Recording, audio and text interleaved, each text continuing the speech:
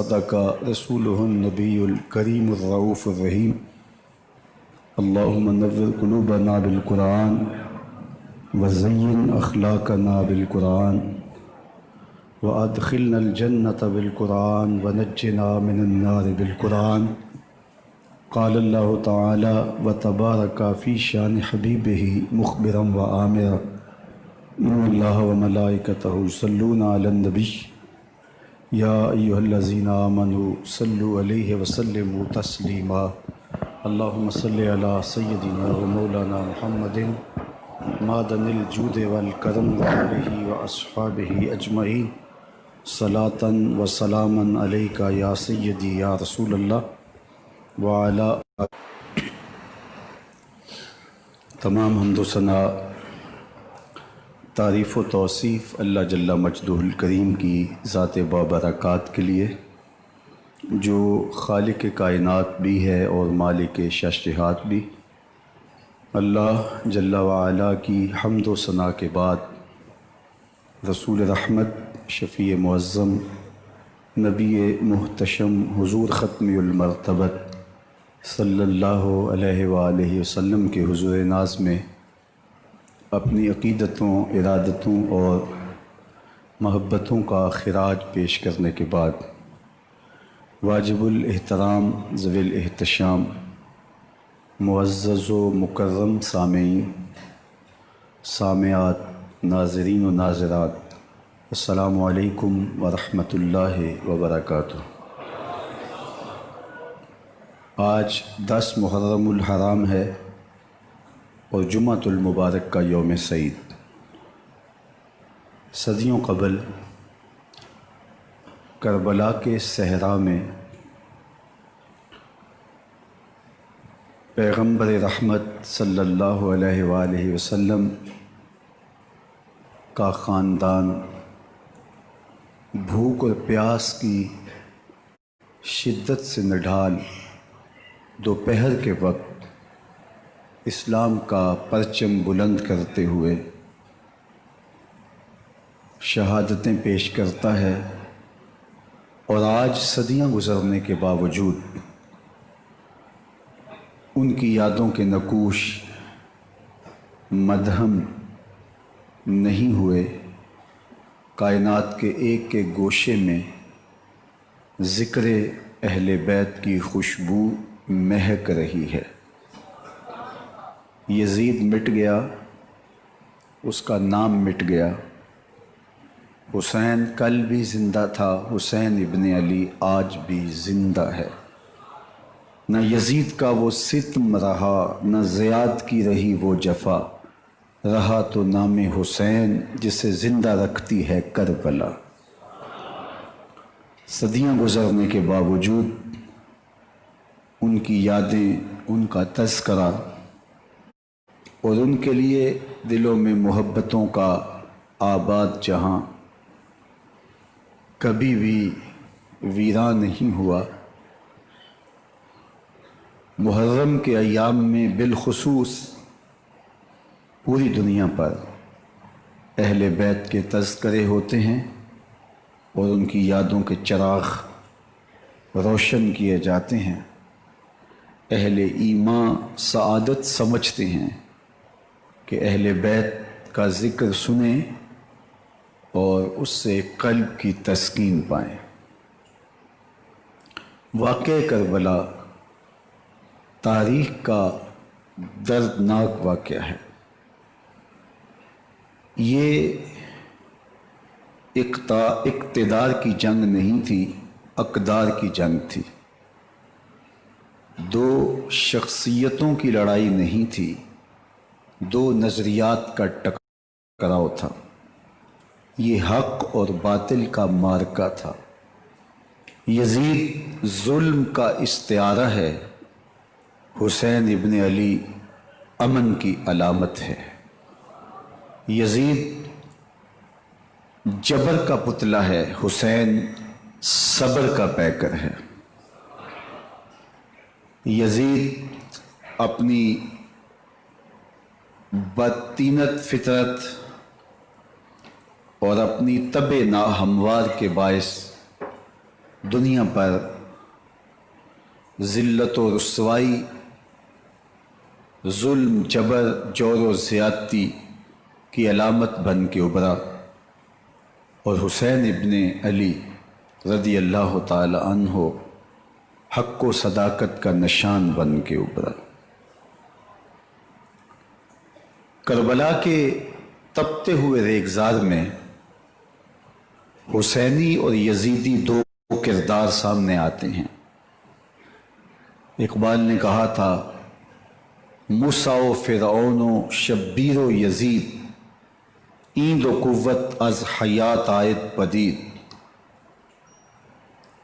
زندہ حق از قوت شبیری است، زندہ حق از قوت شبیری است، باطل آخر داغ حسرت میری است، سرخ رو عشق غیور از خون او، شوخی ای مصرع از مضمون او، تا قیامت قطع استبداد کر، موج خون او چمن ایجاد کر۔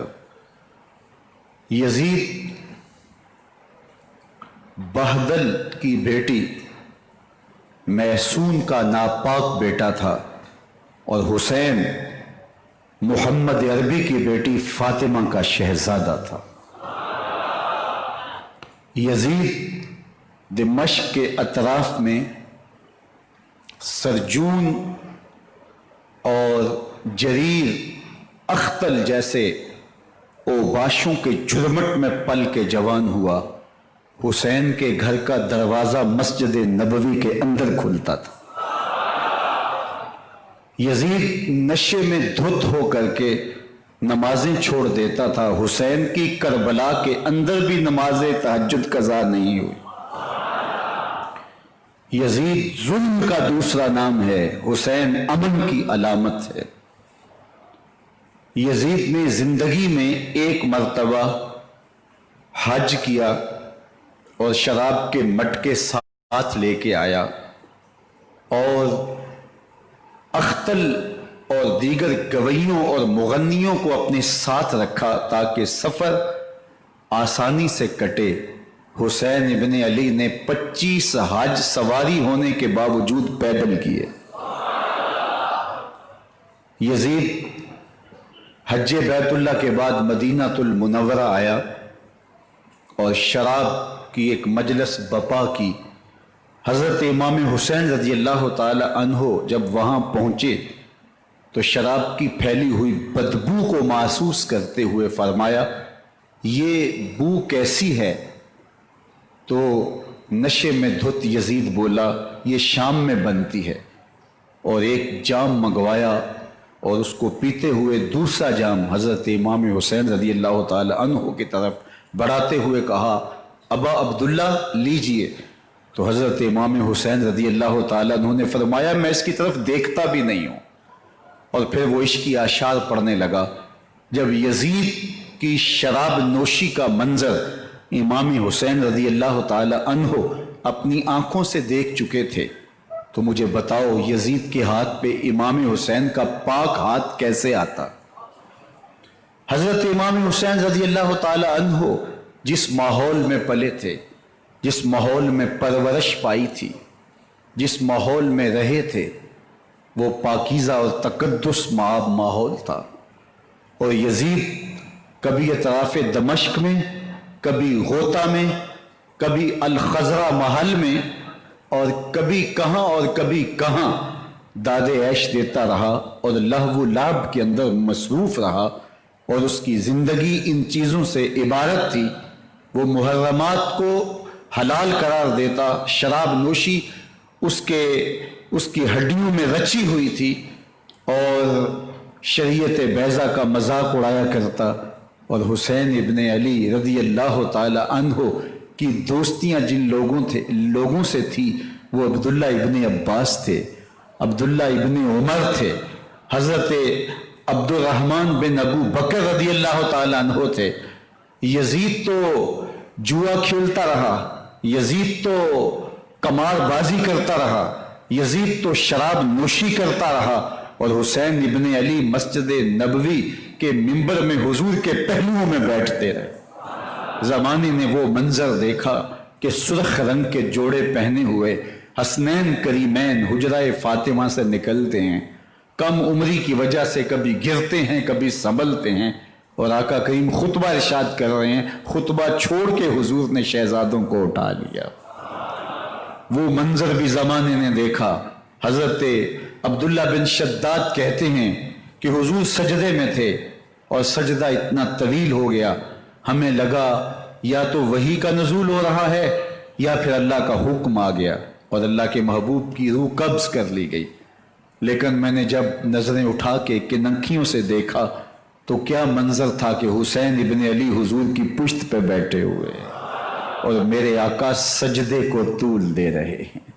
اللہ اکبر! حسین کے لیے پیغمبر کے سجدوں کو طول دیا جا رہا ہے۔ حسین ابن علی کبھی منبر پہ حضور کی اطراف میں بیٹھتے ہیں، وہ منظر بھی دنیا نے دیکھا کہ حضور کے مبارک کندھوں پر حسین ابن علی بیٹھے ہیں اور حضور کی زلفوں کو پکڑا ہوا ہے۔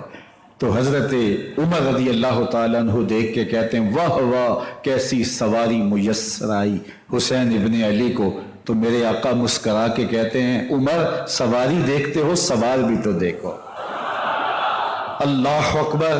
حضرت اسامہ بن زید بن حارثہ رضی اللہ تعالیٰ عنہ فرماتے ہیں رات کا ایک پہر گزر گیا اور مجھے حضور سے کوئی کام تھا، میں آقا کریم کی خدمت میں حاضر ہوا، در دولت پہ دستک دی، حضور تشریف لائے تو چادر اوڑی تھی، بکل کی ہوئی تھی میرے حضور نے، تو میں نے اپنی حاجت کہی تو حضور نے میری حاجت پوری کر دی۔ لیکن ایک منظر میں نے دیکھا کہ حضور نے جو چادر کی بکل فرمائی تھی اس کے اطراف میں پہلوؤں میں ابھار تھے جس طرح اندر کوئی ہو۔ مجھ سے نہ رہا گیا، میں نے پوچھ لیا، میں نے کہا بندہ نواز چادر کے اندر کیا ہے؟ فَكَشَفَهُ، تو حضور نے چادر کو کھول دیا۔ فَإِذَا الْحَسَنُ وَالْحُسَيْنُ عَلَىٰ وَرِكَيْهِ، تو کہتے ہیں میں نے اپنی آنکھوں سے دیکھا ایک پہلو سے امام حسین لپٹے ہوئے تھے، ایک پہلو سے امام حسن لپٹے ہوئے تھے۔ فرمایا یہ میرے بیٹے ہیں، یہ میری بیٹی کے بیٹے ہیں، اے اللہ میں ان سے پیار کرتا ہوں، تو بھی ان سے پیار کر، جو ان سے پیار کرے اس سے بھی پیار کر۔ ان کی محبت کا درس دیا، ان کے پیار کا سبق پڑھایا، کہا ان سے پیار کرنے والا میرے سے پیار کرنے والا ہے، ان سے بغض رکھنے والا میرے سے بغض رکھنے والا ہے۔ ان کی تکلیف حضور کو بے چین کر دیتی تھی۔ حضرت سیدہ فاطمہ الزہرا رضی اللہ تعالی عنہ کے گھر کے قریب سے گزرے تو حضرت امام حسین کے رونے کی آواز آ رہی تھی، تو آقا کریم علیہ السلام نے فرمایا کہ فاطمہ حسین کو چپ کرواؤ، الا تعلمی ان بقاءہ یؤذینی، تو جانتی نہیں حسین کا رونا مجھے دکھ دیتا ہے۔ حسین ابن علی کو حضور رونے نہیں دیتے تھے، ان کو دکھی نہیں ہونے دیتے تھے، کیونکہ رسول اللہ صلی اللہ علیہ وسلم جانتے تھے کہ یہ کتنے دکھ سہے گا، کتنی تکلیفوں سے گزرے گا اور کتنے مصائب سہے گا۔ زمانے نے وہ گھڑیاں بھی دیکھی کہ حضرت حذیفہ بن یمان رضی اللہ تعالیٰ عنہ فرماتے ہیں کہ میں حضور کی خدمت میں نماز مغرب کی ادائیگی کے لیے حاضر ہوا، اور میں نے یہ اجازت خاص طور پہ اپنی ماں سے اس شرط پہ لی تھی کہ امی آپ مجھے اجازت دیں، میں حضور کی خدمت میں حاضر ہوتا ہوں، مغرب کی نماز بھی ادا کروں گا اور پھر حضور سے عرض کروں گا حضور میرے لیے اور میری ماں کے لیے بخشش کی دعا کر دیجئے۔ ماں نے اس شرط پہ اجازت دے دی اور میں حضور کی خدمت میں آ گیا، نماز مغرب ادا کی، سلام پھرا تو میرے دل میں آرزو تھی میں حضور سے عرض کروں حضور میرے لیے اور میری ماں کے لیے مغفرت کی بخشش کی دعا کر دیں، لیکن حضور عبادات میں ذکر میں نوافل میں ایسے مشغول ہوئے کہ میں آرزو رکھنے کے باوجود بھی عرض نہ کر سکا۔ خیر نماز عشاء کا وقت ہوا، اذان پکاری گئی، حضور مصلی پہ آئے، نماز پڑھی، سلام پھرا تو میرے دل میں پھر خیال آیا کہ ماں سے ایک نماز کی چھٹی لی تھی، نمازیں بھی دو ہو گئیں، ماں نے جاتے پوچھنا ہے حضور سے میرے لیے اور اپنے لیے مغفرت کی بخشش کی دعا کروائی تھی تو کیا جواب دوں گا، اور حضور اٹھے اور کاشانہ اقدس کی طرف چل دیے۔ اب میرے دل میں یہ خیال رہ رہ کے آ رہا تھا کہ ماں کو کیا جواب دوں گا، میں تو حضور سے بخشش و مغفرت کی دعا کروا ہی نہیں سکا۔ جب حضور چل پڑے تو غیر ارادی طور پہ میں بھی حضور کے پیچھے چل پڑا، چلنے میں تھوڑی سی رفتار تیز ہو گئی جس سے قدموں کی آہٹ پیدا ہوئی، تو جب آواز پیدا ہوئی تو حضور نے رخ پھیرے بغیر فرمایا من ھذا، میرے پیچھے پیچھے کون آ رہا ہے؟ پھر خود ہی کہا حذیفہ تو نہیں؟ تو میرا دل دھڑک رہا تھا. قلت نعم، میں نے کہا جی حضور میں حذیفہ ہوں. فرمایا ما حاجتک غفر اللہ لک ولامک، کیا کام ہے؟ اللہ تجھے بھی بخش دے، تیری ماں کو بھی بخش دے. اب جو کام تھا وہ جنبش لب سے پہلے ہی ہو گیا. یہاں تو لفظوں کا سہارا بھی نہیں لینا پڑتا، وہ بند لبوں کی بولیاں بھی سنتے ہیں. اقبال بولا ہے فروغت صبح آثار و دہور، چشم تو بینی لائے ما فی الصدور، تیری نظر تو سینوں کے چھپے راز بھی دیکھتی ہے. تو کہا ما حاجتوں کا غفر اللہ لک ولامک، اللہ تجھے بخش دے، تیری ماں کی بھی مغفرت کر دے، کیا کام ہے؟ اب جو کام تھا وہ تو ہو گیا. تو میرے حضور نے ارشاد فرمایا حذیفہ سنو، ابھی ایک فرشتہ آیا ہے جو اس سے قبل دھرتی پر پہلے کبھی نہیں آیا. آج پہلی مرتبہ اللہ سے اجازت لے کے 2 کام کرنے آیا ہے. ایک تو مجھے سلام کرنے آیا ہے، اور دوسرا خوشخبری دینے آیا ہے کہ آپ کی بیٹی فاطمہ جنتی عورتوں کی سردار ہے، اور حسن اور حسین جنتی جوانوں کے سردار.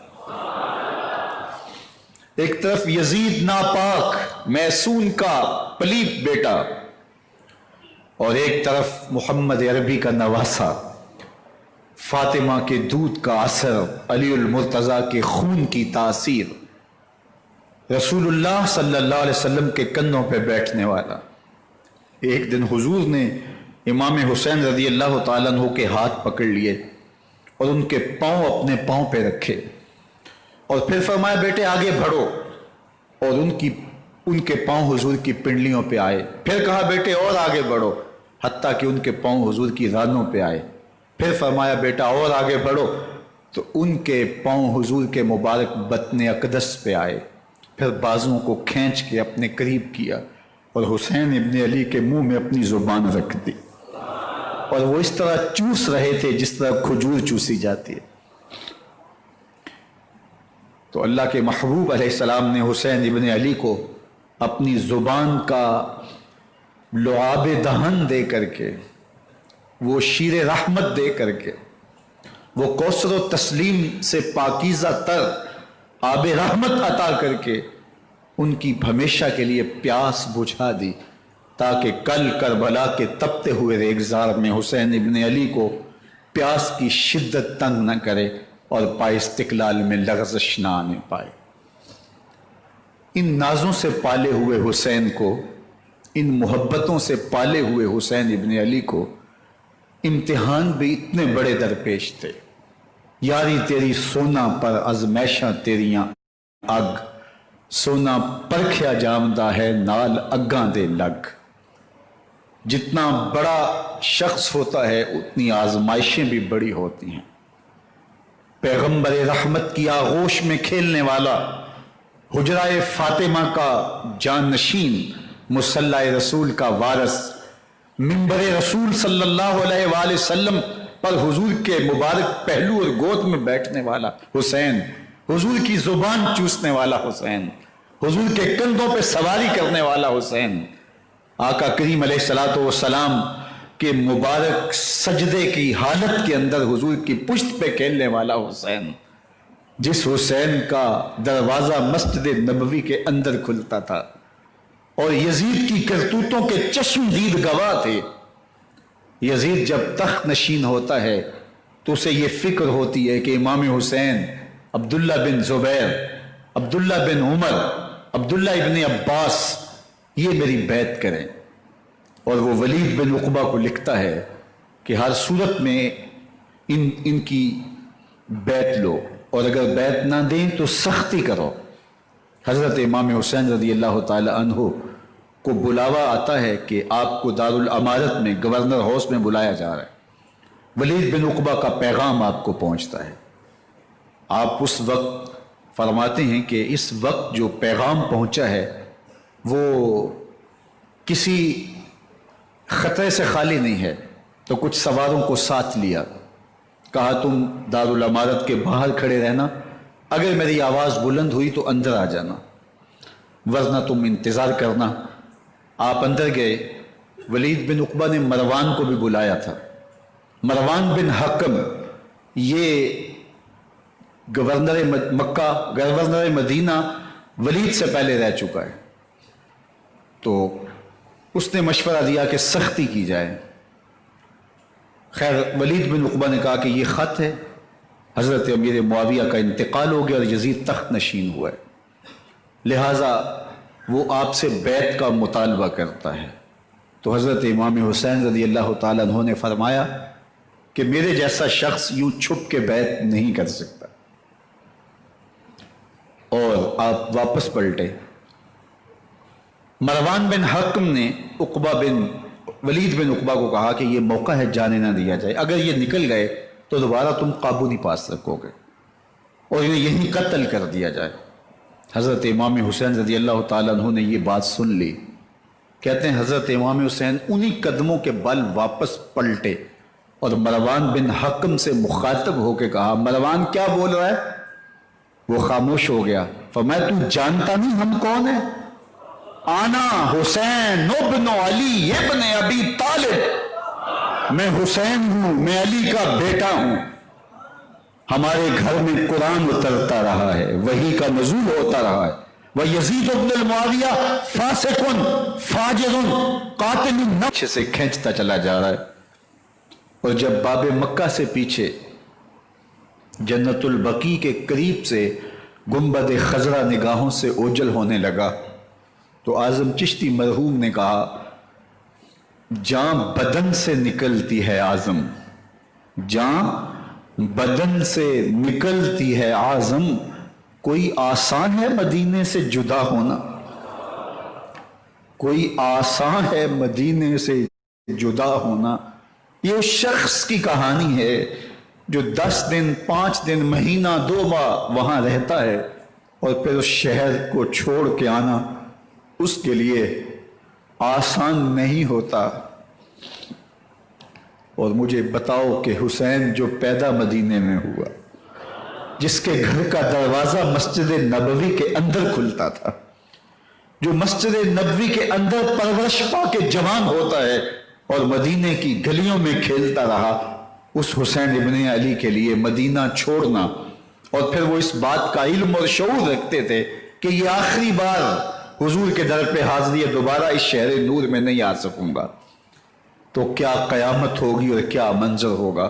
محمد بن حنفیہ کے علاوہ خاندان نبوت کے جتنے لوگ تھے ان سب نے شہر مدینہ کو الوداع کہا، اور رات کے موقع میں مدینہ المنورہ کو، مسجد نبوی کو چھوڑ کر کے مکہ کی جانب عازم سفر ہوئے۔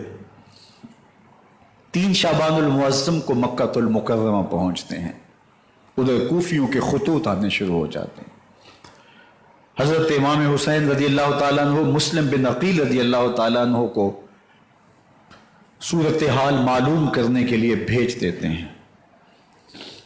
40,000 کوفی آپ کے ہاتھ پہ بیعت کر لیتے ہیں۔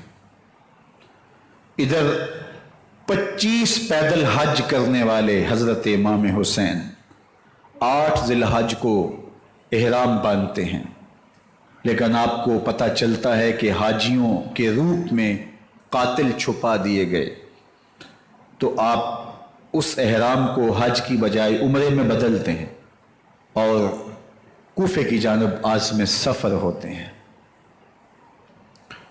کائنات والو، ذرا سینے پہ ہاتھ رکھ کے دیکھو کہ یہ کتنا مشکل مرحلہ تھا۔ اس دین کی آبرو کو بچانے کے لیے حضرت امام حسین رضی اللہ تعالیٰ عنہ نے کتنا بڑا قدم اٹھایا۔ آپ کے بہی خواہ، دوست، احباب عبداللہ بن عمر یہ سارے روکتے ہیں۔ عبداللہ بن عباس کہتے ہیں حضرت نہ جائیے، الکوفی لا یوفی، کوفی کبھی وفا نہیں کرتے، آپ کے والد کو وہاں شہید کیا گیا، لیکن آپ ایک فرض کو نبھانے جا رہے ہیں۔ میرے غم گسارو، میرے مہربانوں، نہ روکو مجھ کو جانے دو، مجھے نانے کے دی کی ڈوبتی کشتی بچانے دو، میں جاتا ہوں کہ دنیا پر وفا کا نام رہ جائے، میں رہوں نہ رہوں پر عظمت اسلام رہ جائے۔ میں نہیں جاتا تو نبی کے گھر کی آگ جاتی ہے، میں نہیں جاتا تو نبی کے گھر کی آگ جاتی ہے، تمہارا دین جاتا ہے، میری غیرت ایمان جاتی ہے۔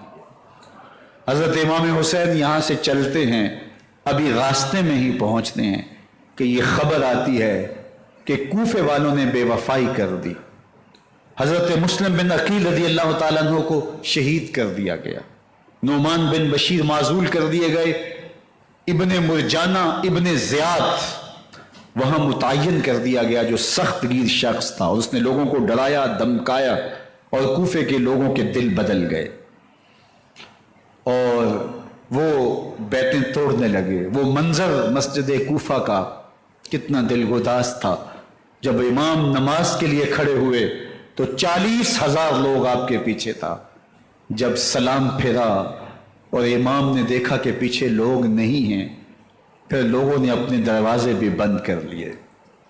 رات کی تنہائیاں ہیں اور حضرت مسلم بن عقیل کو کوئی پناہ دینے والا نہیں، لوگوں نے دروازے بند کر لیے کہ کہیں ہمارے گھر میں نہ آ جائیں اور ہم مشقت اور حکومتی جو ہے وہ تشدد کا شکار نہ ہوں۔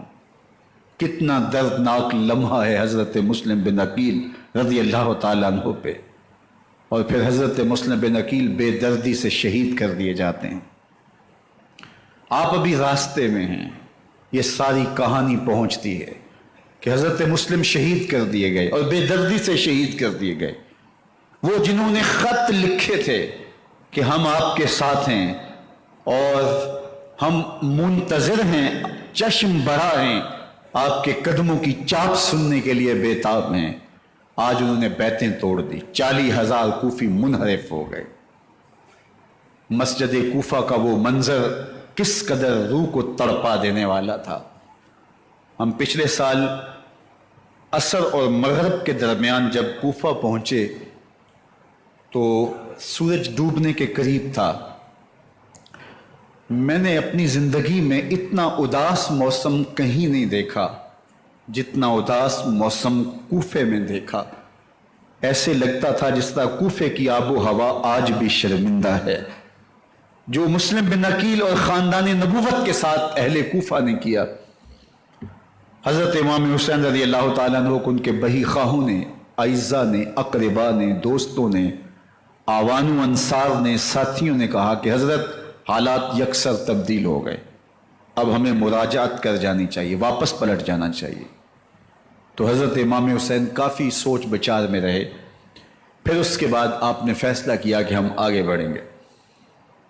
دوستوں نے کہا کہ حضرت اگر آپ آگے بڑھیں گے تو ہمیں لگتا ہے کہ وہ آپ کے ساتھ سلوک اچھا نہیں کریں گے اور آپ بچوں کے سامنے پیاس سے شہید کر دیے جائیں گے۔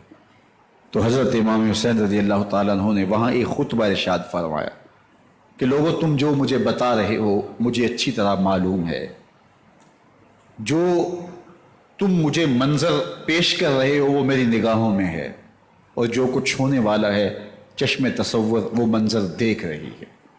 چونکہ حضرت امام حسین رضی اللہ تعالیٰ عنہ کی شہادت کی خبر حضرت امام حسین کے پیدا ہوتے ہی خاندان نبوت میں عام تھی۔ حضور علیہ الصلوۃ والسلام کو یہ بات جبریل امین نے آ کے بتائی تھی جب حسین ابن علی کے ساتھ حضور محبت کا اظہار کر رہے تھے، تو یہ جبریل امین نے آ کے کہا تھا حضور آپ کا یہ بیٹا ارض طف میں شہید کر دیا جائے گا، اور کربلا کی مٹی لا کے حضور کو دی اور ام سلمہ کو حضور نے عطا کر دی۔ حضرت ام سلمہ کہتی ہیں کہ ایک دن میں سوئی تو خواب دیکھا کہ حضور کے مبارک بال بکھرے ہوئے ہیں اور سخت پریشان ہیں، تو میں نے کہا کہ حضور آپ کی یہ کیا حالت ہے؟ وَبِيَدِهِ قَارُورَةٌ، اور حضور کے ہاتھ میں ایک شیشی ہے، فِيهَا دَمٌ، جس کے اندر خون ہے۔ تو میں نے کہا حضور یہ کیا؟ فرمایا میں قتل گاہ حسین سے آ رہا ہوں اور یہ حسین ابن علی کا خون ہے۔ تو کہا 10 محرم کا دن تھا، دوپہر کا یہ منظر تھا، میں کیلولہ کر کے اٹھی، جب میں نے دیکھا تو وہ شیشی جس میں کربلا کی مٹی رکھی تھی وہ خون بن چکی تھی۔ تو یہ خبر پہلے دی گئی تھی، یہ بتا دیا گیا تھا۔ فرمایا میرے دوستو جو تم مجھے بتاتے ہو میں اس سے بے خبر نہیں ہوں، یہ سب کچھ ہونے والا ہے، لیکن اس کے باوجود میں کیوں جا رہا ہوں؟ تو آپ کا ایک تاریخ ساز جملہ ہے جو کربلا کے فلسفے کو ہمارے سامنے رکھتا ہے کہ یہ اتنا بڑا امتحان کیوں دیا۔ حضرت امام حسین رضی اللہ تعالیٰ عنہ نے فرمایا وَلَكُمْ فِيَ أُسْوَةٌ، میں اس لیے جا رہا ہوں قیامت تک ظلم، جبر اور ناانصافی کے خلاف کھڑے ہونے والوں کے لیے کوئی نمونہ تو ہو۔ میری زندگی قیامت تک ظلم، جبر اور استحصالی نظام کے خلاف کھڑے ہونے والوں کے لیے نمونہ ہے۔ تو حضرت امام حسین رضی اللہ تعالیٰ عنہ نے حق اور باطل کے درمیان ایک سرخ لکیر کھینچ دی اپنے خون سے۔ اب حق اور باطل کا امتیاز کرنا مشکل نہیں ہے، کوئی باطل پہ اڑا رہے تو الگ بات ہے، لیکن امتیاز کرنا مشکل نہیں ہے۔ حدود بالکل واضح کر دی۔ اقبال نے یہاں کتنی خوبصورتی کے ساتھ اس مضمون کو نبھایا۔ سرخ رو عشق غیور از خون او، شوخی ای مصرع از مضمون او، تا قیامت قطع استبداد کر، موج خون او چمن ایجاد کر۔ ایک جہاں آباد کر دیا، حق اور باطل کی راہیں اجال دی۔ اب لوگوں کو یزید کا چہرہ پہچاننے میں دیر نہیں لگتی۔ وقت کے ہر یزید کا چہرہ آسانی سے پہچانا جا سکتا ہے۔ یہ معرفت زمانے کو کروائی کس نے؟ حسین ابن علی نے کروائی رضی اللہ تعالی عنہ۔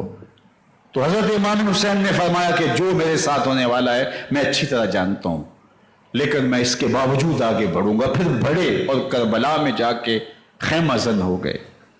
7 محرم کو پانی بند کر دیا گیا۔ پانی بند ہوا تو کھانا بھی میسر نہیں تھا، لیکن ذکر پانی کا ہوتا ہے اس لیے کہ کھانے کے بغیر انسان کئی دن کاٹ لیتا ہے، لیکن پانی کے بغیر گزر نہیں ہوتی۔ تو فرات کی نہر سامنے اپنی موجوں کے ساتھ چمک رہی ہے، لیکن ایک قطرہ آب بھی آل رسول کو نہیں دیا جا رہا۔ کائنات کے اندر ایسے انوکھے امتحان بھی ہوتے ہیں۔ وارثوں ساقی کوثر کے، مالک ہوں حوض کوثر کے، اور بیٹے ہوں ساقی کوثر کے، اور آج ایک بوند پانی کی بھی میسر نہ ہو۔ صبر کا امتحان ہے، عزیمت کا امتحان ہے۔ حضرت امام حسین رضی اللہ تعالیٰ عنہ خیمہ زن ہو گئے۔ 3 دن تک پانی بند رہتا ہے۔ 9 محرم کو رات کی تنہائی میں حملہ آور ہونا چاہتے ہیں، لیکن آپ نے کہا کہ ہمیں اللہ کے حضور عبادت اور ذکر کے لیے وقت دیا جائے۔ ساری رات ذکر میں گزرتی ہے، عبادات میں گزرتی ہیں۔ رات کے اندھیرے میں آپ چراغ بجھا دیتے ہیں۔ آیان و انصار کو کہتے ہیں، آوان و انصار کو کہتے ہیں کہ ان کی دشمنی میرے ساتھ ہے، انہیں میرا خون چاہیے۔ اگر تم رات کی تاریکی میں نکل جاؤ تو میں تم سے کوئی مواخذہ نہیں کروں گا، اور یہ بھی تمہارا پیچھا نہیں کریں گے، اس لیے کہ ان کا مطلوب تم نہیں ہو، ان کا مطلوب میں ہوں۔ جب چراغ جلایا تو کوئی بھی نہیں گیا۔ مسلم بن نوسجہ کھڑے ہو کے کہتے ہیں حضرت اگر ہمارے بدن کو 70 بار کاٹا جائے اور جلایا جائے اور ہواؤں میں اڑا دیا جائے پھر بھی آپ کا ساتھ نہیں چھوڑیں گے۔ 70 سال کے بوڑھے ہیں حبیب بن مظاہر، کہتے ہیں حضرت آپ کو چھوڑ کے جائیں کہاں، آپ کو چھوڑ کے جائیں کہاں؟ کوئی ساتھ چھوڑنے کے لیے تیار نہیں ہے۔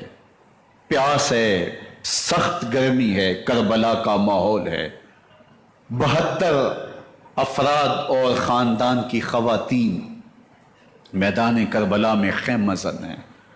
دوسری طرف لشکر اعداء اشقیا 22,000 کی تعداد میں مقابلے میں، ایک روایت 30,000 کی ہے۔ ان صرف 72 پیاسے لوگوں کے لیے اتنے لوگوں کو جمع کرنے کا مقصد خوف زدہ کرنا تھا کہ یہ یزید کی بیعت کر لیں۔ شرط ہے کہ یہ یزید کی بیعت کر لیں، محاصرے توڑ دیں گے، پانی دستیاب ہوگا، اعزاز و اکرام سے نوازا جائے گا، خزانوں کے منہ کھول دیے جائیں گے۔ لیکن حسین ابن علی کہتے تھے سب کچھ لٹ جائے گا، باطل کے ہاتھ پہ ہاتھ نہیں رکھوں گا۔ اللہ اکبر۔ اب صبح طلوع ہوتی ہے، عاشور کا دن چڑھتا ہے، سورج اپنی پوری تمازت کے ساتھ گرمی برسا رہا ہے۔ آج خاندان نبوت کا امتحان زمانے نے دیکھنا ہے۔ رسول اللہ کا لعاب چوسنے والا اس کے صبر کا آج امتحان ہے۔ حضور کے کندھوں پہ کھیلنے والے حسین کا آج امتحان ہے۔ اللہ اکبر۔ تیر چلتا ہے، حسین ابن علی تمام حجت کرتے ہیں میں نے تمہارا کچھ نہیں بگاڑا، میں نے کسی کا خون نہیں کیا، میں نے کوئی زیادتی نہیں کی، میں تمہارے نبی کا نواسا ہوں، رسول اللہ صلی اللہ علیہ وآلہ وسلم کے کندھوں پہ کھیلتا رہا ہوں، حضور کا لعاب چوستا رہا ہوں، اور حضور نے میرے جو ہے وہ گلے کو اور میرے منہ کو بوسے دیے ہیں، میں بوسا گاہے رسول صلی اللہ علیہ وآلہ وسلم ہوں۔ لیکن ان اشقیاء کے دل پر کوئی چیز اثر انداز نہیں ہوتی۔ ایک ہور ہے، اللہ اس کے دل میں نرمی ڈالتا ہے، پہلے تو امام حسین کو گھیر کے لے کر کے آتا ہے، لیکن بعد میں وہ قافلہ یزید سے قافلہ حسین کی طرف آ جاتا ہے۔ امام حسین فرماتے تو دنیا میں بھی ہو رہا ہے، آخرت میں بھی ہو رہا ہے، آزادی مل جاتی ہے۔ باقی 22,000 کا لشکر جرار امام حسین کے قتل کے در پائے ہے۔ پھر تاریخ نے خاندان نبوت کا وہ انوکھا امتحان دیکھا۔ حضرت امام حسین کے بچے بالخصوص خواتین پیاس کی شدت میں زبانیں خشک ہیں، حلق خشک ہے، زبانیں کانٹا ہو گئی۔ حضرت سکینہ تڑپ کے اپنے باپ سے کہتی ہیں کہ مجھے 2 سال کے علی 6 ماہ کے علی اصغر کی پیاس نہیں دیکھی جا رہی۔ بچے کو ہاتھوں پہ اٹھاتے ہیں اور نہر فرات کے کنارے پہنچ کے فرماتے ہیں اشقیاء سے مخاطب ہو کے، تمہارا معاملہ میرے ساتھ ہے، اس 6 ماہ کے بچے نے تمہارا کچھ نہیں بگاڑا، اور چلو بھر کے اس کا حلق سیراب کرنا چاہتے ہیں۔ ایک 2 شاخہ تیر آتا ہے جو حضرت علی اصغر کے گلے کو چیر دیتا ہے۔ راوی لکھتے ہیں کہ وہ عام تیر نہیں تھا، جانوروں کو شکار کرنے کے لیے جو بڑے تیر ہوتے ہیں وہ 2 شاخہ تیر تھا۔ وہ گردن کو کاٹ دیتا ہے، خون بہنے لگتا ہے، گردن لٹک جاتی ہے۔ حضرت امام حسین وہ بہتا ہوا خون اپنے چلو میں لیتے ہیں اور آسمان کی طرف اچھال کے کہتے ہیں مالک حسین کی یہ قربانی بھی قبول فرما۔ یہ تماشا لبے بام نہیں ہے، بچہ بیمار ہو ڈاکٹر جواب دے دیں، ماں باپ کے ہاتھ پھول جاتے ہیں، زندگی کی سانسیں ابھی چل رہی ہوتی ہیں، لیکن ڈاکٹر کہے کہ یہ میرے بس کا روگ نہیں ہے، کہیں اور لے جاؤ، تو زندگی کا لف و نشر غیر مرتب ہو جاتا ہے۔ میں سلام پیش نہ کروں حسین ابن علی کو، 6 ماہ کا علی اصغر ہاتھوں میں دم توڑتا ہے، گردن لٹک جاتی ہے، خون بہ رہا ہے، اب خیموں کی طرف بڑھ رہے ہیں، لیکن زبان پہ شکایت نہیں ہے، کہتے ہیں مالک حسین کی یہ قربانی قبول کر لے۔ اب خیموں کی طرف آنا، شہر بانو، ام رباب، سیدہ زینب، حضرت سکینہ سلام اللہ علیہا کا سامنا کوئی آسان کام نہیں تھا، لیکن حسین ابن علی آتے ہیں، شہزادے کو یہاں خیموں کے قریب رکھ کے کہتے ہیں کہ یہ حوض کوثر سے سیراب ہو گیا ہے۔ اللہ اکبر، کوہرام مچ جاتا ہے خیموں کے اندر، کیا منظر ہوگا اور ان کو کن الفاظ کے پیرائے میں ڈھال کر کے ان کیفیات کو بیان کیا جا سکتا ہے جو اہل بیت کے خیموں کے اندر علی اصغر کی شہادت کے بعد کا منظر رقم ہو رہا ہوگا۔ اللہ اکبر، ادھر اشقیاء آوازیں دے رہے ہیں، مبارزت کے لیے پکار رہے ہیں۔ زمانے نے پھر وہ منظر بھی دیکھا کہ جوان بیٹے کو 18 سال کی کمائی حضرت امام حسین میدان عمل میں بھیج رہے ہیں۔ وہ علی اکبر جو حسین کا نور نظر ہے، آنکھوں کا قرار ہے، دل کی تسکین ہے، اور پھر حضرت علی اکبر جب گھوڑے کی زین سے فرش زمین پہ گرتے ہیں تو باپ کو آواز دیتے ہیں، اور حضرت امام حسین جو ہے وہ آگے جا کے بیٹے کی لاش اٹھاتے ہیں۔ اللہ اکبر، 18 سال کے بیٹے کی لاش کو کندھوں پہ اٹھا کے خیموں تک لاتے ہیں اور ہاتھ پھیلا کے کہتے ہیں مالک حسین کی یہ قربانی بھی قبول فرما لے۔ کبھی محمد قاسم بن حسن کی لاش اٹھا کے لاتے ہیں، کبھی اونو محمد کی لاشیں اٹھا کے لاتے ہیں، بھتیجوں کی، بھانجوں کی، بھائی عباس کے کٹے ہوئے بازو اور زخموں سے چھدا ہوا لاشا۔ کیا کیا قیامتیں تھیں جو اس کربلا کے ایک میدان کے اندر نہیں توڑی گئیں۔ حضرت امام حسین پر دکھ پہ دکھ، تکلیفوں پہ تکلیفیں، اب 71 لاشیں اٹھا کے خیموں تک پہنچا چکے، اور ادھر مبارزت کی دعوت دی جا رہی، آؤ میدان عمل میں آؤ، اب دیر کیوں کر رہے ہو۔ رسول اللہ کا حرم، رسول اللہ کی شہزادیاں جو پھولوں پہ پلی تھی، نازوں میں پلی تھی، وہ کلیاں جو شبنم کا بوجھ بھی گوارا نہیں کر سکتی تھی، آج مصیبتوں کے پہاڑ ٹوٹ گئے۔ حضرت امام حسین کبھی شہربانوں کو، کبھی ام رباب کو دلاسا دیتے ہیں، کبھی حضرت زینب کو کہتے ہیں۔ حضرت زینب کربلا کے اس میدان کے اندر بڑے حوصلے کے ساتھ اپنے بھائی کے ساتھ کھڑی رہی، اپنے 2 بیٹے راہ خدا میں پیش کیے، ان کی لاشیں وصول کی، لیکن زینب جس جرأت کے ساتھ، جس پامردی کے ساتھ اس سارے منظر کو حوصلے کے ساتھ سہتی رہی، وہ یقیناً حوصلہ سیدہ زینب سلام اللہ علیہا کا ہی ہے۔ لیکن یہ وہ منظر تھا کہ زینب کا دل بھی ڈول گیا جب حسین ابن علی گھوڑے پہ بیٹھنے لگے اور ان کو گھوڑے میں بٹھانے والا کوئی نہیں تھا، اور جو بھی سوار جاتا پھر واپس اس کی لاش ہی آتی اور حسین ابن علی لے کے آتے۔ آج حسین ابن علی جا رہے ہیں، زندگی کا سارا سرمایہ لٹ رہا ہے، حضرت زینب سلام اللہ علیہا سنبھل نہیں رہی۔ حضرت امام رضی اللہ تعالیٰ عنہ اٹھے اور آپ نے حضرت زینب کو صبر کی تلقین کی اور کہا کہ صبر ہی بہترین ذریعہ ہے اور اللہ کی قربت کا ایک بہترین سبب ہے، اور ان کو صبر کی تلقین کرتے ہوئے فرمایا کہ میرے بعد تم نے اس ذمہ داری کو سنبھالنا ہے اور ان مخدرات اسلام کی، ان شہزادیوں کے پردے کی تم نے حفاظت کرنی ہے۔ اور پھر گھوڑے کی زین کس کے امام حسین لشکر اشقیاء کی طرف بڑھتے ہیں۔ اب خیموں سے سسکیوں کی آواز آ رہی ہے، ان کا سردار، ان کا تاجدار آج سب کو چھوڑ کے کربلا کے میدان کی طرف بڑھ رہا ہے۔ جرم کیا کیا، قصور کیا کیا، اس نے کیا زیادتی کی کہ آج نیزوں اور انیوں کے مقابلے میں 22,000 کا لشکر حضرت امام حسین پہ ٹوٹ پڑتا ہے۔ آپ پھر تمام حجت کرتے ہیں میں نے کسی کو قتل نہیں کیا، خون نا حق نہیں بہایا، میرے خون کے درپے کیوں ہو، اپنی آخرت کیوں برباد کرتے ہو؟ تم جانتے نہیں میں کون ہوں، میں تمہارے نبی کا نواسا ہوں۔ لیکن ابن زیاد کہتا ہے مقابلے میں آؤ۔ پھر حضرت امام حسین رضی اللہ تعالیٰ عنہ مقابلے میں آتے ہیں، اور جب گھوڑے کو ایڑ لگا کے دشمن اشقیاء پہ ٹوٹتے ہیں تو پھر ایسا منظر ہوتا ہے کہ وہ بھیڑ بکریوں کی طرح آگے بھاگتے ہیں۔ 71 زخم کلیجے پہ لیے شجاعت کا یہ پیکر جب میدان میں آتا ہے، آواز آتی یہ کون ذی وقار ہے، بلا کا شاہ سوار ہے، لباس ہے پھٹا ہوا، غبار سے اٹا ہوا، تمام جسم نازنی چدا ہوا کٹا ہوا، یہ نبی کا نور عین ہے، یہ بال یقین ہو سکتا ہے، یہ حسین ابن علی رضی اللہ تعالیٰ عنہ۔ پھر چاند بادلوں میں گھر جاتا ہے، شامی ہنڈے تیر برساتے ہیں، تلواروں سے آپ کے بدن پر ضربیں لگاتے ہیں اور نیزوں سے آپ کے بدن کو پرو دیتے ہیں۔ جب آپ کا پیراہن بعد میں اتارا گیا تو آپ کے پیراہن میں 122 سوراخ تیروں کے تھے، 33 زخم تلواروں کے اور 34 گھاؤ نیزوں کے تھے۔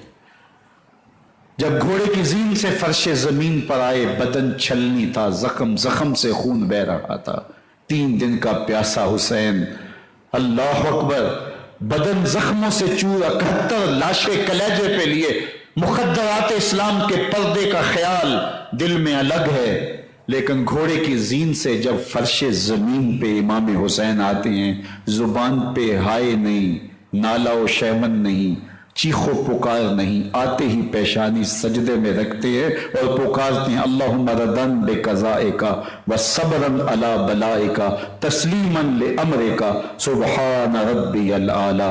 مالک گھر لٹا کے، بچے لٹا کے، خاندان سب کچھ قربان کر کے، اپنے بدن کو زخموں سے چھلنی کروا کے، تیروں اور نیزوں کی انیوں سے اپنے آپ کو زخمی کروا کے، تیرے حضور سر جھکا کے یہ اقرار کرتا ہوں کہ حسین تیری تقدیر پہ راضی ہے، مالک تو بھی بتا، تو بھی حسین پہ راضی ہوا ہے کہ نہیں ہوا؟ آواز آ رہی ہے اس پیاسے پر علی شیر خدا کو ناز ہے، اس نواسے پر محمد کبھی بھی نہیں دوں گا، یہ سر کٹ سکتا ہے جھک نہیں سکتا۔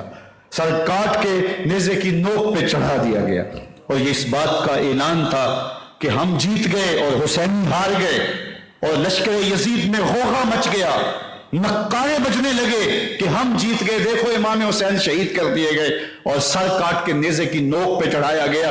لیکن لشکر یزید سے ہی آواز آئی یہ کیسا سر ہے جو کٹ کے بھی سر بلندی ہے، کٹ گیا ہے پھر بھی اونچا ہے، اللہ اکبر، یہ سر سجدے میں کٹا ہے، رب کے حضور عبادت کی حالت میں کٹا ہے، حسین آج بھی سجدے میں ہے۔ اللہ اکبر، حسین آج بھی سجدے میں ہے، بلکہ کٹے ہوئے سر کا رخ زمین کی جانب تھا اور کٹی گردن آسمان کی طرف، یوں نیزے پہ پرویا گیا۔ اللہ اکبر، ایک شاعر نے نقشہ کھینچا، بآنکھ سر نیزے پہ اور سوئے زمین ہے روح، یعنی سجدہ ثانی کی ہے آرزو۔ رکعت کے 2 سجدے ہوتے ہیں، ابھی ایک سجدہ ہوا تھا کہ دست قاتل نے سر کاٹ دیا، کہا حسین کی پیشانی میں دوسرے سجدے کی تمنا بچل رہی۔ یہ تھا حسین ابن علی کا سجدہ، ساری زندگی رب کے حضور سجدہ قضا نہیں ہونے دیا۔ آج پانی نہیں ہے، اللہ اکبر، آج تیمم کر لیتے ہیں، آج اپنے خون کو اوڑھ کر کے حسین نے اپنی پیشانی اپنے مالک کے حضور جھکا کر کے عظیمت کی وہ انوکھی داستان رقم کر دی کہ صدیاں گزرنے کے باوجود بھی ان کی یادوں کے چراغ روشن ہیں۔ جب حضرت امام حسین اور دوسرے آیان و انصار کو شہید کر دیا گیا تو ان کے سر نیزوں کی نوک پہ چڑھا دیے گئے۔ حضرت امام حسین کا کٹا ہوا سر اور باقی 71 افراد کے کٹے ہوئے سر نیزوں کی نوک پہ، اور 10 سواروں کو ابن سعد نے کہا کہ ان کو رون دو، اور گھوڑوں کی ٹاپوں تلے حضرت امام حسین رضی اللہ تعالیٰ عنہ اور ان کے آوان و انصار کو جو ہے وہ روندا گیا، حتیٰ کہ ان کی استخوان مبارک، ان کی ہڈیاں بھی چور چور ہو گئیں۔ روننے سے قبل ان کا لباس اتار لیا، ان کے کپڑے اتار لیے گئے۔ اللہ اکبر، کیسی دردناک گھڑیاں تھیں۔ یزید کا صرف یہی بد کرداری کا مرحلہ نہیں تھا، اس کربلا کے صحرا کے اندر یزید نے جس طرح امام حسین رضی اللہ تعالیٰ عنہ کو شہید کیا اور حضرت امام حسین کے خاندان کو شہید کیا، جب مدینہ المنورہ پر یزید نے مسلم بن عقبہ کو مقرر کیا، جس کو بزرگوں نے مسلم بن عقبہ کہا ہے، تو اس کو کہا 3 دن تک مدینے کا حرم تمہارے لیے حلال ہوگا، جو چاہو تم کرنا، اور شامی فوجوں کو اجازت ہوگی۔ تو وہاں بھی انہوں نے 10,000 تابعین اور 700 صحابہ کو شہید کیا۔ حضرت ابو سعید خدری رضی اللہ تعالیٰ عنہ گھر سے باہر نکلے، کافی بوڑھے ہو چکے تھے، تو انہوں نے حضرت ابو سعید خدری کو پکڑ لیا، کہا تم کون ہو؟ کہا مجھے ابو سعید خدری کہتے ہیں۔ تو کہا ہاں تمہارا نام سنا ہے، اور داڑھی سے پکڑ کے کھینچا اور کہا کہ ہے تمہارے پاس جو ہمیں دو؟ تو کہا کہ میرے پاس تو کچھ بھی نہیں، میں تو فقیر آدمی ہوں۔ تو ان کے گھر ان کو لے گئے، تو 2 کبوتر رکھے تھے حضرت ابو سعید خدری نے، تو وہ کبوتر لوٹ کے لے گئے۔ اللہ اکبر، حضرت ابن سنان رضی اللہ تعالیٰ عنہ کو جو حضور کے علم بردار تھے فتح مکہ کے دن، ان کو ستو پہلے پلائے اور پھر ان کی گردن کاٹی گئی اور کہا یہ ہے وہ ستو جو تم زندگی میں آخری بار پیو گے۔ ایک گھر میں داخل ہوئی جو ہے وہ شامی فوج، تو ایک خاتون کے ابھی بچہ پیدا ہوا تھا، اور قابلہ نے، دائیا نے وہ بچہ ماں کی چھاتی پہ لٹایا، اور وہ ماں کا پہلا دودھ پی رہا تھا۔ تو یہ جا کے کہنے لگے نکالو تمہارے پاس جو کچھ ہے۔ تو اس خاتون نے کہا تم جانتے ہو یہ بچہ کون ہے؟ تو انہوں نے کہا ہم نہیں جانتے۔ کہا یہ حضرت ابن ابی کبشہ انماری رضی اللہ تعالیٰ عنہ کا بچہ ہے، اور یہ وہ صحابی ہیں کہ جو بیت الشجرہ کے موقع پہ حضور کے ہاتھ پہ بیعت کرتے ہیں۔ انہوں نے اس چیز کا لحاظ نہ کیا کہ جو کچھ ہے وہ ہمیں دو، ورنہ تیرے بچے کے نہیں چھوڑیں گے۔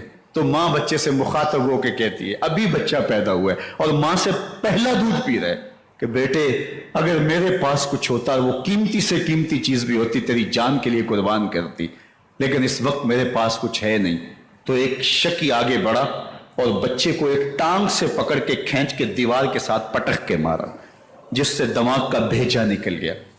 کیا کیا زیادتیاں نہیں کی۔ 700 صحابہ ہرا کے واقعہ میں شہید کیے یزید نے، اور 10,000 تابعین شہید کیے۔ مسجد نبوی میں ممبر رسول کے ساتھ گھوڑے باندھے، اور وہ ممبر رسول اور مصلی رسول کے قریب لیڈ کرتے رہے۔ حضرت سعید بن المسیب فرماتے ہیں میں نابینا تھا اور حضور کے روضہ انور کے پاس بیٹھا تھا، اور یزید کے سپاہی آتے، جو بھی مسجد میں نظر آتا پکڑ کے لے جاتے، مجھے نابینا سمجھ کے چھوڑ دیتے، لیکن میں پریشان تھا کہ ظہر کا وقت ہوگا، عصر کا وقت ہوگا، مغرب عشاء کا وقت ہوگا، نہ اذان، نہ اقامت، نہ جماعت۔ تو کیسے مجھے پتہ چلے گا کہ نماز کا وقت ہو گیا اور کیسی میری نمازوں کا کیا بنے گا؟ میں اس فکر میں بیٹھا تھا. لم ازل اسمع الاذان والاقامت من قبل رسول اللہ صلی اللہ علیہ وآلہ وسلم. فرماتے جب بھی پھر نماز کا وقت آیا گنبد خضرا سے اذان کی بھی آواز آئی، اقامت کی بھی آواز آئی.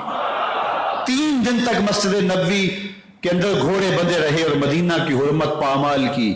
مدینہ کے گھروں کے اندر یہ بدکماش داخل ہوئے اور جو بدکاریاں انہوں نے کی کلیجہ منہ کو آتا ہے. 1002 شیزائیں ان بدکاروں کی بدکاریوں کی وجہ سے کواری حالت کے اندر حاملہ ہوئی. 3 دن تک مدینے کا حرم انہوں نے پامال کیا اور پھر مکہ المکرمہ میں کعبۃ اللہ پر گولے برسائے اور کعبہ کا غلاف جل گیا. وہ تو یزید مر گیا اور حضرت عبداللہ ابن زبیر رضی اللہ تعالیٰ عنہ نے اپنی خلافت کا اعلان کیا. یزید کے یہ کرتوت تھے، ادھر اہل مدینہ کو ستایا ادھر اہل مکہ کو ستایا اور رسول اللہ صلی اللہ علیہ وسلم کے خانوادے کی بے حرمتی اور توہین کی. نہ صرف انہیں قتل کیا گیا، ان کی لاشوں پہ گھوڑے دوڑائے. ابن سعد اور شمر جو ہے وہ خیموں میں داخل ہوا اور مخدرات اسلام چادریں چھیننے کی کوشش کی. حضرت زینب سلام اللہ علیہ نے مخاطب ہو کے کہا ہمارے چہرے کے رکھوالے چلے گئے ہیں، ظالم تو خیال نہیں کرتا ہم رسول اللہ کی بیٹیاں ہیں.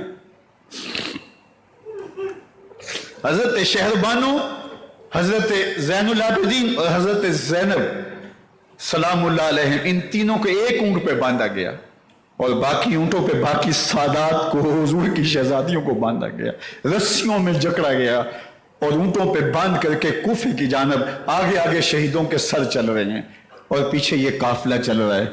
اور جب یہ قافلہ وہاں سے گزرا جہاں لاشیں پڑی تھی، امام زین العابدین 14 سال کے تھے اور بیمار تھے اور ان کا حوصلہ نہ ہوا، وہاں غشی ان کے اوپر آنے لگی.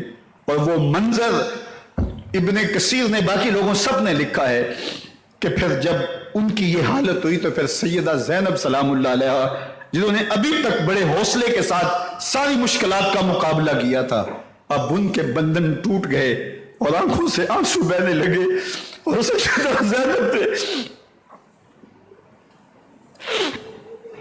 امام حسین رضی اللہ تعالیٰ عنہ کی لاش پہ کھڑے ہو کے اور وہ روندی ہوئی لاش، ٹوٹی ہوئی ہڈیاں اور وہ پہلا بدن، کٹا ہوا سر نیزے کی نوک پہ اور لاش یہ پڑی ہے. تو حضرت سیدہ زینب نے مدینے کی طرف منہ کر کے جو ہے وہ حضور سے فریاد کی، یا محمد آہو، یا محمد آہو، حاذا حسین مزمل حاذا حسین بالآراء مزمل بالأدا بالدماء، یا محمد آہو بناتوں کا سبایا. رسول اللہ، اے پیارے آقا، یا جداہو، اے ہمارے نانا محترم، یہ دیکھیے آپ کا حسین پڑا ہوا ہے، بدن سے کپڑے اتار لیے گئے، خاک ہوائیں اڑا رہی ہیں اور اس کے اوپر چادر جو ہے وہ مٹی کی پڑ گئی ہے، یا محمد آہو. اور آگے فرمایا حضور آپ کی اولاد کاٹ دی گئی اور پھر کہا بناتوں کا سوایا، حضور دیکھیے آپ کی بیٹیوں کے ہاتھ باندھ دیے گئے ہیں، اونٹوں پہ کس دیا گیا ہے، سرے شہیدہ آگے آگے چل رہے ہیں اور حضرت سیدنا امام حسین کا آگے آگے سر ہے. راستے کے اندر ایک جگہ آئی، رات گزری اور ان کو اتارا گیا. رات کا موقع تھا، ایک خاتون آئی اور اس نے کوئی کھانا پیش کیا ان کو، وہاں سے یہ لٹے گئے.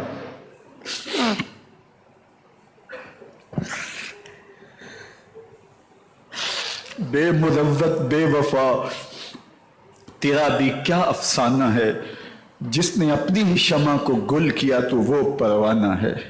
اپنے پیغمبر کے شہزادوں کو اور اپنے پیغمبر کی شہزادیوں کو جو دکھ اس امت نے دیے، یہ کائنات کی ایک انوکھی داستان ہے. انشاءاللہ اس پہ اگلے جمعۃ المبارک کو پھر بات ہوگی اور یہ سفر جو یہاں سے شروع ہوا یہ مدینے تک کیسے ہوا، 1 یا 2 خطبات جمعات المبارک میں اس عنوان سے ہم انشاءاللہ بات کریں گے.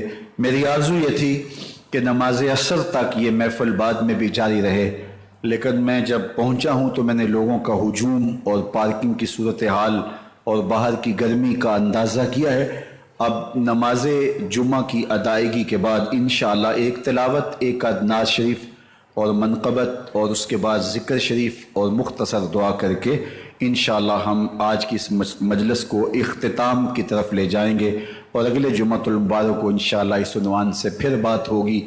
اللہ ہمیں اسوہ شبیری پہ عمل کی توفیق عطا کرے اور ان کے نقوش پاک کی برکتیں دے، اہل بیت کی محبت ہماری روحوں میں جذب کر دے، اور جس عظیمت کے ساتھ، جس حوصلے کے ساتھ انہوں نے دکھوں کو جھیلا، جنہوں نے مشکلات کا سامنا کیا، جو دہکتی آگ کے شعلوں پر، جو دہکتی آگ کے شعلوں پہ سویا وہ حسین، جو جواں بیٹے کی میت پر نہ رویا وہ حسین، جس نے سب کچھ کھو کے کچھ نہ کھویا وہ حسین، مرتبہ اسلام کا جس نے دوبالا کر دیا، خون نے جس کے دو عالم میں اجالا کر دیا، جو کہ سوزے غم کو سانچے میں خوشی کے ڈھال کے مسکرایا موت کی آنکھوں میں آنکھیں ڈال کے۔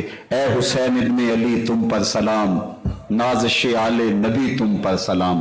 ذرا میرے ساتھ یہ پڑھ لیجئے، اے حسین ابن علی تم پر سلام، نازش آل نبی تم پر سلام، تم پہ لاکھوں رحمتیں لاکھوں سلام، اے شہیدان محبت کے امام، لالا گو لالا بدن لالا کفن، اے چمن اندر چمن اندر چمن، زندگی ہی زندگی تیری حیات، اے حیات اندر حیات، افتخار ملت بیضا ہے تو، رب کعبہ کی قسم یکتا ہے تو، فخر کا دل میں دریچہ باز کرنا چاہیے، جن کا تو آقا ہے ان کو ناز کرنا چاہیے۔ وآخر دعوانا ان الحمدللہ رب